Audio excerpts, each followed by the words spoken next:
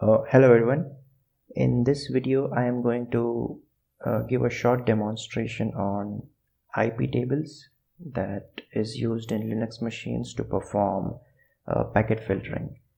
The way I'm going to do is I'm going to use a virtual machine.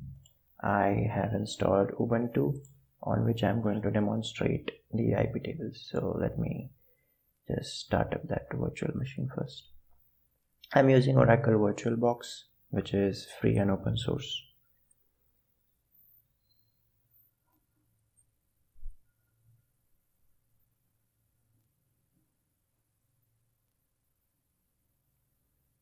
This would be a very brief explanation of what IPTables are and a very short demonstration on how they work.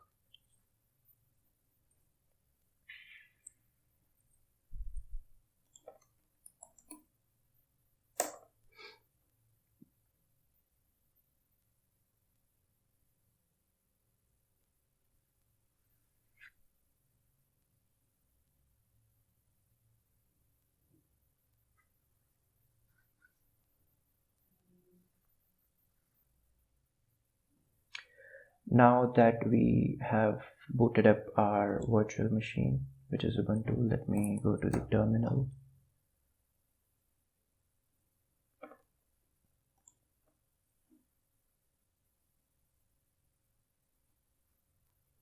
So if we have to check the interfaces and IP addresses configured, we'll issue the command ifconfig in contrast to ipconfig on Windows. So I have enabled two interfaces. We'll see why two in the later part of this video. We'll also see the routing table, and this machine has a default route to the internet, so it is reachable on, let's say, an IP address 8.8.8.8, which is a public DNS server of Google. So we can see that the replies are coming back, so it has internet connectivity. Now to check what are IPTables, we'll first see the list of IPTables. To see the list of IPTable, we have to issue a command sudo IPTables-l -l. Sudo because IPTables is a part of the Linux configuration which is not available to average users, ordinary users. We have to elevate our permissions to a super user and then issue this command. So sudo IPTables-l, l is for list. It will ask for the password. So right now the IP table is empty. If you look carefully, there are three chains here: chain input, chain forward, and chain output. So IPTables has three types in it, if I may. The first type is input, the second is forward, and the third is output. Now what are these? First we'll look at the input chain. Now let's say I am trying to reach this Ubuntu server, this Ubuntu machine, and this packet is destined to this Ubuntu machine itself. In the sense that there are these IP addresses on this Ubuntu box, right? There is this 10.02.15.192.168.56.101 and 127.0.0.1, which is the loopback IP. So if I try to reach any of these IP addresses that belongs to this Ubuntu machine, that is considered as an input traffic, which is meant for itself is input traffic. If we talk about the output traffic, any traffic that this Ubuntu machine generates and sends out is considered as output traffic. When we issue this command ping 8.8.8.8, a packet is generated, a ping packet is generated by this Ubuntu machine, and it is sent out on the internet. So this traffic would be an example of output traffic. Now coming to forward. What is a forward traffic? Any traffic that is neither input nor output is forward traffic. if I have to explain it further, let's say this Ubuntu machine is used as a gateway, as a device that connects 2 or more networks together. So to have a facility to forward packets from one network to another, we'll have to have rules set up to permit and to deny specifically the traffics that we want. If we have a rule like this, anything and everything is allowed, provided that IP forwarding is enabled. We'll look into this in the later part of this video. First we'll see input traffic. Now if I try to reach ping 127.0.0.1, which is its own loopback IP, I'm bound to get responses because it is up and running and we have no restrictions on the IP tables. Now let's say using IP tables, I want to restrict this traffic. So what I'll do is I'll enter a command in the input chain. I'll enter a rule which will deny this traffic. So to enter the rule, I would go to sudo IPTables -a. A is for adding a rule. In which chain I want to add? I want to add it in input chain. Now after this we have options of adding a source IP or a destination IP. I'll add a destination IP. The short form for it is -d. The destination IP is 127.0.0.1. This is the destination IP. What protocol I want to deny? -p stands for protocol. I want to deny ICMP. The action that I want to take is drop. So when I issue this command, after this, if I execute the ping 127.0.0.1, it should be dropping. So I have executed this command. If I look at the IP table now, sudo IPTables -l, which is the list, here you will see a drop statement is added, which was not present earlier. Now if I execute the ping command, it should not work. Let's see. It is not working. Earlier we were getting replies from 127.0.0.1. Now we are not. So using that ping, using that rule on IP tables, we have blocked this traffic. So this was the example for input. Similarly, we can do this for output. We have seen that when we issue a command to anything on the internet, it is working. Now let's block this traffic as well. We will use the same command that we used here. We'll make some changes. Instead of adding it in input chain, we'll add it to the output chain. The destination IP would be, in our test, we are trying to reach 8.8.8.8, which is a public DNS server maintained by Google. Now, this statement says that, okay, if this machine is generating a ping packet for destination 8.8.8.8, you have to drop it. So when I execute this command, and then if I check the table, there is a drop statement in the output chain.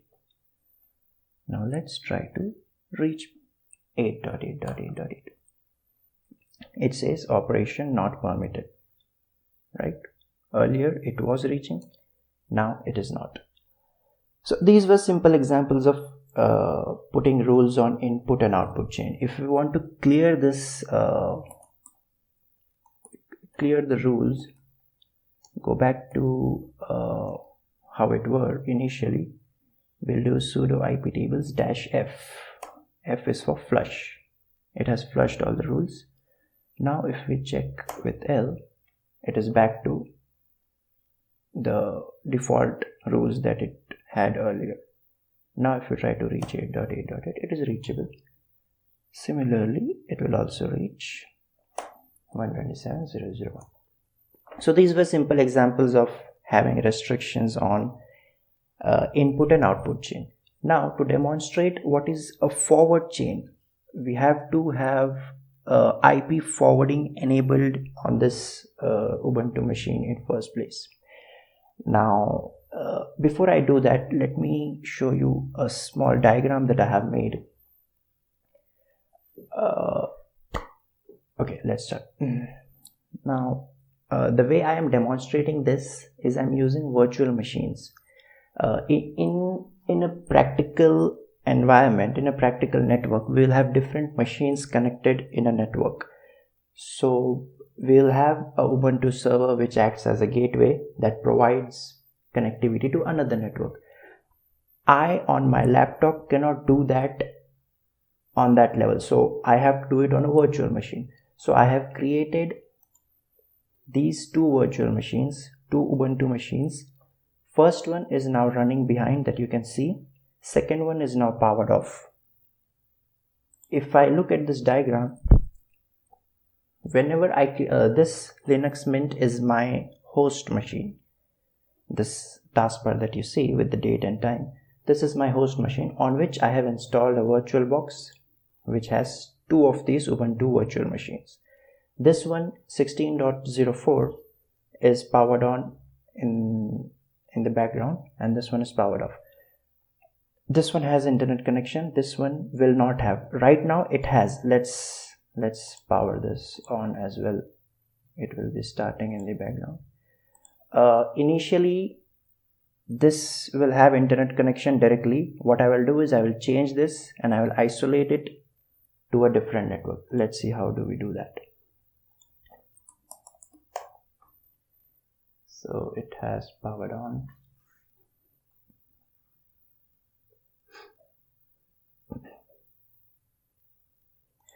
If I go to its terminal,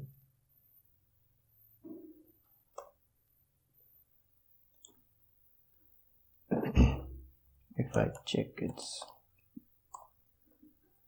it has an interface which is with the IP 10.0.2.15. Right now it has internet connectivity. It is reachable to internet 8.8.8.8. What I'll do is, right now this diagram is not valid for this configuration. This Ethernet ETH0 is directly connected to this NAT module of my laptop and has internet connectivity. What I'll do now is I'll isolate this Ubuntu machine and I'll make this Ubuntu machine as its default gateway, so that whenever this guy wants to reach to the internet, it has to go through this guy. It cannot go through my laptop and then the internet as it is going now. So let's see how do we do that. Right now it is directly connected to internet through my laptop's NAT module, which I will restrict it and make this Ubuntu server as its default gateway. How do we do that? We go to settings, we go to network. Right now if you see, the adapter is attached to a NAT module. What I'll do is I'll go to host only and I'll name it as VBoxNet0. You might not say this VBoxNet0 in your machine. You have to create it first. To create that, you have to go to File, Preferences, Network, Host Only Networks, and you have to click on this icon to add a new host only network. Once you do that, you can see its details here. Anyway, that is not irrelevant. That is not relevant to us. The only relevant part is we have to have a host only network, so that this device is a part of that network which is isolated from the internet. And also one more thing, in this Ubuntu server, one of its adapter is connected to the internet. The other adapter is again in the host only, which is in the same network that my first Ubuntu machine is connected. So one leg of this Ubuntu server is in the host only network, VBoxNet0 network, and the other leg is in the NAT network, which is connected to my laptop's NAT module and which has in turn the connectivity to the internet. So by doing this, I have achieved this diagram. I have achieved configuration mentioned as this in this diagram. Now let's power up this Ubuntu machine, and right now what we will see is, let me verify, network host only. Okay, now when I power on this Ubuntu machine, it will not have internet connectivity because it has its network, its only interface in an isolated network, and there is no default gateway, there's no route. We'll see in detail. And using IP forwarding, we will enable this and will facilitate internet connectivity to this Ubuntu machine.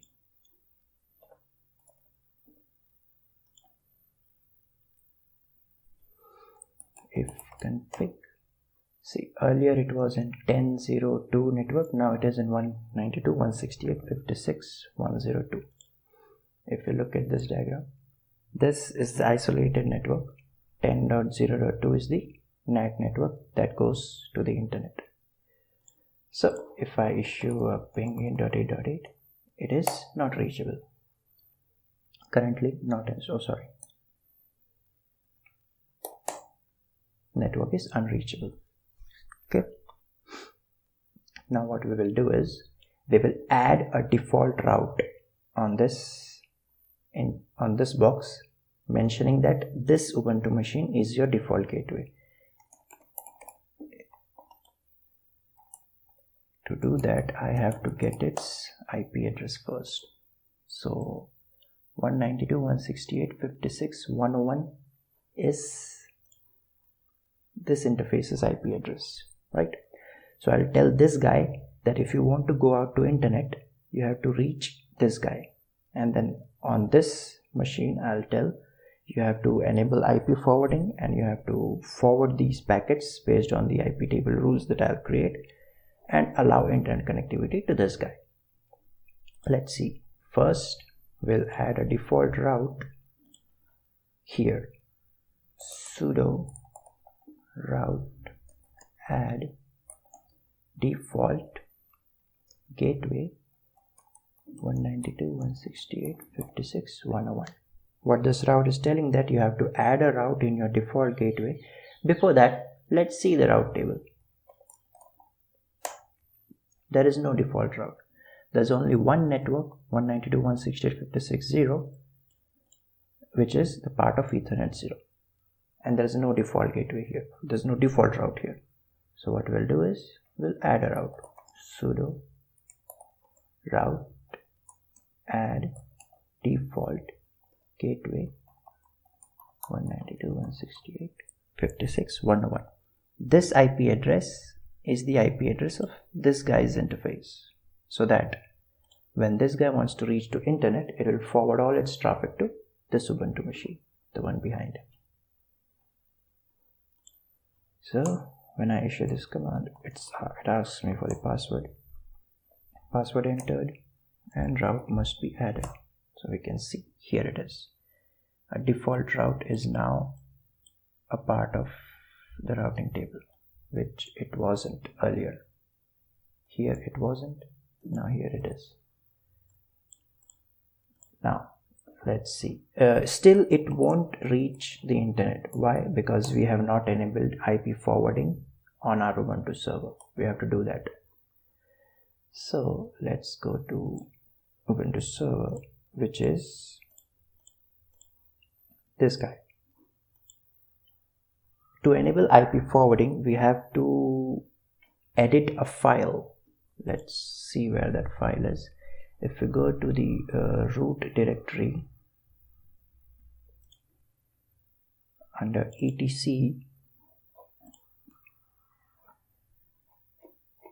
it has a sysctl.conf. If we open this file, there is a command here, net ipv4 ip forward equal to 1. Right now it is commented. The hash symbol states that it is a commented statement. We have to uncomment this. If we open this configuration file directly from the gedit, we don't have the permissions to edit it. Now to do that, we have to go through command line using a sudo command, sudo gedit /etc/syscontrol.conf. When we do this, it will open up the same file with the right permission. It is not read only now. So right now we can uncomment this. I have removed the hash symbol and I will save this, Ctrl S and close. After this, I will issue command sudo sysctl-p. When we do that, it actually puts the IP forwarding into action. Just by enabling IP forwarding, it will not allow internet connectivity to the guy sitting behind. What we need to do is we need to enable NAT here. Why do we need to enable NAT here? Because my actual internet network does not know a route to reach this network. It only knows a route to reach this network 10.0.20. It doesn't know how to reach 192.168.56.0. So in order to do that, I have to hide this network and tell this Ubuntu 16.04 to translate this network into its own IP address and then send out, so that when the packet reaches back, it will retranslate it to the original IP and then forward it internally. So to do that, we will issue these commands. We'll first enable NAT here. To do that, again we will use IPTables to do NAT. So the command is sudo IPTables -t. T specifies table name. If we do not specify -t, if you remember earlier, we directly mentioned sudo IPTables -a-f to add or flush, because by default it takes the filter table. But in this case, we do not want to add a rule in the filter table. We want to add a rule in the NAT table. So we'll mention -t, which stands for table, and then we'll mention the table name, which is NAT. If we don't mention this, it by default takes the filter table. So after -NAT, we'll put the -a, which is to add. Now, what do we need to add? Here we have options of either doing a post routing,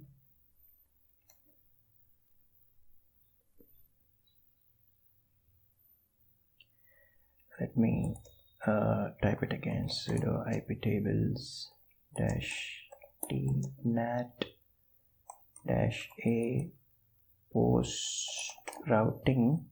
Now there are two options here. Either we can do post routing or we can do pre-routing. If we want to do a source translation, we will do post routing. If we want to do a destination translation, we will do pre-routing. In this case, we want to do a source translation, so we will do post routing. After that, we'll match the source IP address. The source IP address in this case is the IP address of the Ubuntu desktop that I have behind my Ubuntu server.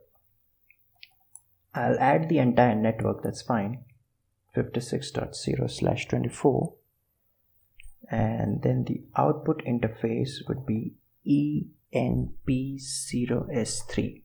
Why ENP0S3? That is the outgoing interface. ENP0S3 is the outgoing interface that actually has the internet connectivity through this network. So in this statement, I'll tell that you have to translate this entire network using this exit interface, ENP0S3. What do you want to do with that? You want to do a masquerade. Masquerade means hide the entire network behind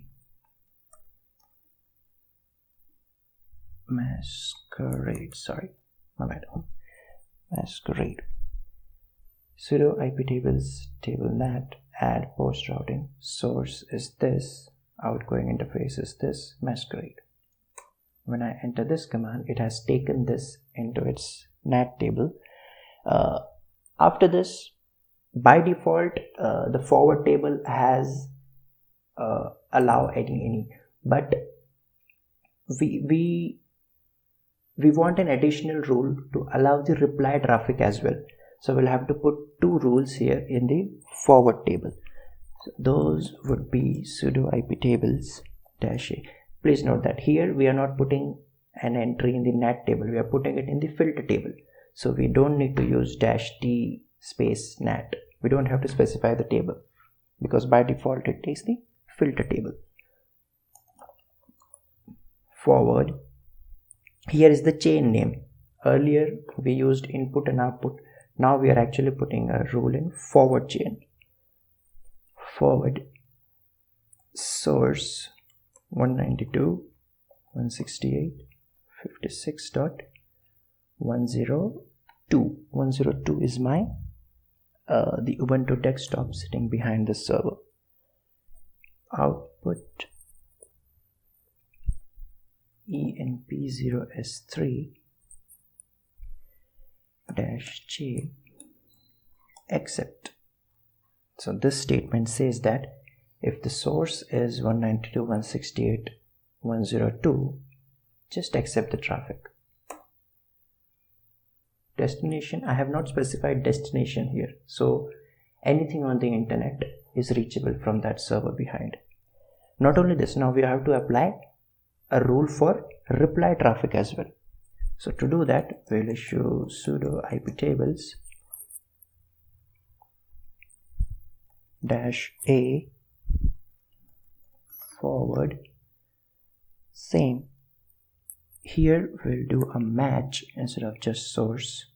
Match state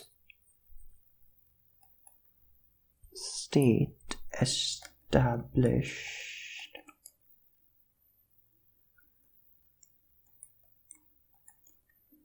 related input interface enp s03. I have to check on the syntax. Let's see if this is accepted. Okay, it has accepted. So this statement says that you have to match a state from the forward table which is established and then allow its reply traffic. You just don't allow anything that is coming from outside to inside. You only allow those traffic from outside which were initiated from the inside. So when this command is done, if we go back here and do a ping 8.8.8, we do receive a reply here now. You see that earlier we were not receiving a reply from ping 8.8.8 because IP forwarding was not enabled on our Ubuntu server. Now that we have done that, we are receiving replies from here, from the internet. So to check the forwarding IP tables, we can do a list that is generating the forward chain. Let's give it a minute. Here you see that it has an accept for everything from this machine to anywhere, and it is also accepting the established session, which gives us the reply traffic from the internet, which allows the reply traffic. So the source can be anywhere. If you see, this statement says that only the established traffic, only the reply traffic should be allowed, not just any traffic from the internet. So using these examples, we have first seen what are IP tables, three chains mentioned in it: input, output, and forward. We did